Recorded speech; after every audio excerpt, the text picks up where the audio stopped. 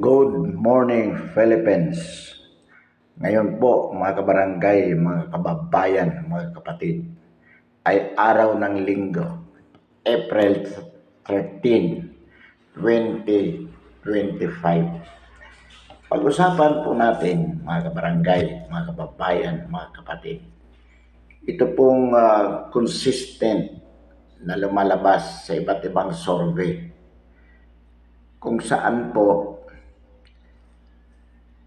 dalawa lamang sa PDP laban ang lumalabas. So ano po ang ibig sabihin nito, mga kabarangay, mga kababayan, mga kapatid? Naniniwala po ba tayo sa mga survey na yan? Hindi po. Sapagkat ang atin pong paniniwala, iboboto ng sambayanang Pilipino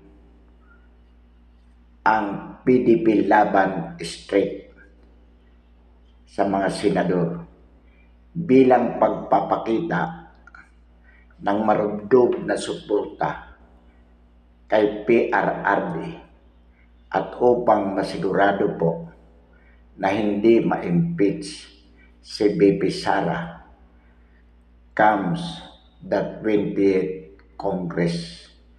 Yan po ang ating paniniwala. Bakit po? Sapagkat ito lamang ang tanging paraan upang maipakita ang ating suporta sa dating Pangulong PRRD and at the same time maipakita ang ating pagkamuhi sa bangag na Pangulo at sa kanyang bangag na administrasyon. Ngunit alam po natin na hindi papayag ang bangag na Pangulo at ng kanyang administrasyon na ito ay mangyari. Sa makatuwid, sigurado po nilang dadayain ang eleksyon, ang resulta ng eleksyon sa pamamagitan po ng COMELEC, na kung saan itong chairman mismo na si George Garcia ay hindi lamang basta tuta, bagkus aso ng bangag na Pangulo. Sasabihin po na itong sinasabi natin ay fake news. Hindi po. Tayo ay nag-a-analyze lamang sa mga pangyayari at atin pong sinasabi kung ano ang ating analysis.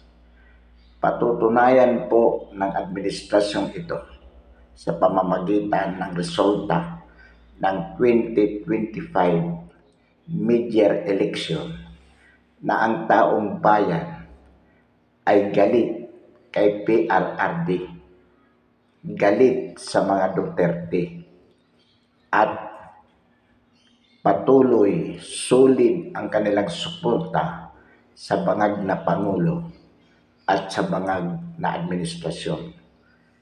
Kaya po mga barangay, mga kababayan, mga kapatid, una po sisiguraduhin ng COMELEC na matatalo ang mga Duterte mismo sa Davao City. Matatalo po si Digong bilang mayoralty candidate, si Basti Duterte bilang vice mayor, at si Paulo Duterte bilang congressman. Ito po ay matatalo. Ang lahat po ng mananalo sa Davao ay ang mga kalaban ng mga Duterte. Particular si Carlo Nograles as mayor at yung kanyang kapatid bilang congressman o congresswoman na kalaban ni Paulo Duterte. Pangalawa po dyan, mga kabarangay, mga kababayan, mga kapatid, lahat ng mga re-electionist na congressmen sa iba't ibang panig ng bansa na sumuporta sa impeachment ni BP Sara Duterte ay mananalo po. Halimbawa si Luis Tru sa Batangas, si Ortega sa La Union, si Romualdez sa Tacloban, at iba't ibang mga re-electionistang congressman ng 19th Congress na anti-BP, kilalang anti-BP, sigurado pong mananalo. At yung iba pang bagong papasok pa lamang na kasama sa bagong alyansa, yan po ang mananalo. Lahat po ng mga congressman na supportive sa mga Duterte ay sigurado pong matatalo. Yan po ang palalabasin ng COMELEC. Sa mga senador naman po, mga kabarangay, mga kababayan, mga kapatid, at ito po ang lalong mahalaga. Tandaan po natin ang mga pangalan na ito. Ito po ang palalabasin ng COMELEC in any order. Ito po ang mananalo. Bakit po nasabi natin, hula po ba ito? Hindi po tayo nanghuhula. Ito po ay base sa ating analysis. Ayon sa mga consistent result ng iba't ibang surveys na binabayaran o binayaran ng bangag na Pangulo. Ito po ang mga pangalan. Tandaan po natin, ito ang lulusot na mananalong senador in any order po. So, pangangalanan po natin mga kabarangay, mga kababayan, mga kapatid. Go, si Bongo po. Pangalawa dyan, si De La Rosa, si Bato. Ito lang po ang dalawang PDP laban na kanilang papanalunin. Pangatlo po dyan si Erwin Tulfo. Pang-apat si Lacson. Pang-lima si Soto. Pang-anim si Aquino. Pang-pito, Pangilinan. Pang-walo, Cayetano. Pang-siyam, Pacquiao. Pang-sampo, Lapid. Pang-labing-isa, Binay. Pang-labing-dalawa, Rebilla. Pang-labing-tatlo, Villar. Pang-labing-apat, Marcos. Pang-labing-lima, Rebillame. So in any order po, ulitin natin, Go, De La Rosa, Erwin Tulfo, Lacson, Soto, Aquino, Pangilinan, Cayetano, Pacquiao, Lapid, Binay, Rebilla, Villar, Marcos at Rebillame. Ito pong tatlong nasa huli, pwedeng pumasok, pero malamang hindi. Pero baka sakaling pumasok po, sino to? Si Villar, si Marcos, at si Rebillame. Bakit si Marcos pwedeng pumasok? Si Aimee. Bagamat ito ay inalis sa alyansa, ngunit palalabasin pa rin nila na mayroon pa rin hatak ito, both from the DDS at sa mga Marcos loyalist. Pero siya po ay least choice sapagkat kumalaban sa kanyang kapatid na bangag na Pangulo on the issue of PRRD. Ganon din po ito si Villar sapagkat nagpahayag si Manny Villar at si Cynthia Villar na hindi nila gusto ang ginawa ng bangag na Pangulo kay PRRD. So ito naman po sa Rebillame, hindi nila sigurado kung mabibili nila ang boto nito for the impeachment of VP Sara. Kaya hindi nila palalabasin. O pwedeng lumabas po, pwedeng hindi. Pang-neutralizer ito. Ibig sabihin, pakita sa taong bayan na hindi daya ang eleksyon. Kaya pwede pong dalhin. Pero ito pong resulta na ito, mga kabarangay, mga kababayan, mga kapatid, 95% po ito na lalabas.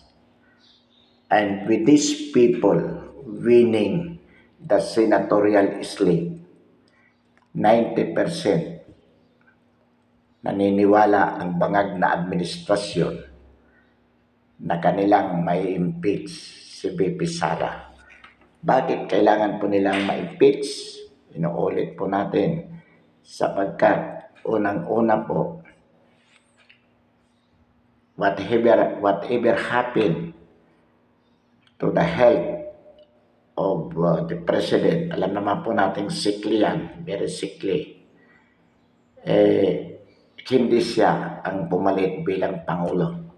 Kaya kailangan ma-impeach upang makapaghalal ng bagong Vice President, makapag-appoint si PBBM ng bagong Vice President. And most likely, ang i-appoint na Vice President, maaaring si Tambaluslos. Hindi pa naman yata qualified si Sandro dahil sa age. Dapat maging 40-year-old. We don't know kung si Sandro ay 40-year-old na. Pero kung qualified ito as to age, malamang po Sandro Marcos. Pero sa tingin po natin hindi pa qualified. Kaya si Tambaluslos. Or kung hindi man po mamatay ang Pangulo before 2028 o ma-incapacitated, pagdating po ng presidential election sa 2028, disqualified na po si Inday Sara. Hindi na pwedeng tumakbo as president kasi impeach na nga. So, ang mananalo, either si Tambaluslos, wala namang ibang contender at walang ibang papanalunin ang bangag na Pangulo at ang bangag na administrasyon na ito kung hindi si Martin Romualdez. So, inuulit po natin mga kabarangay, mga kababayan, mga kapatid, lalo na po kung halimbawa sabihin ng Supreme Court na kailangan mayroong bagong impeachment complaint because of the theory that the unfinished business of the 19th Congress ends or die a natural death with the expiration of the same, that is the 19th Congress.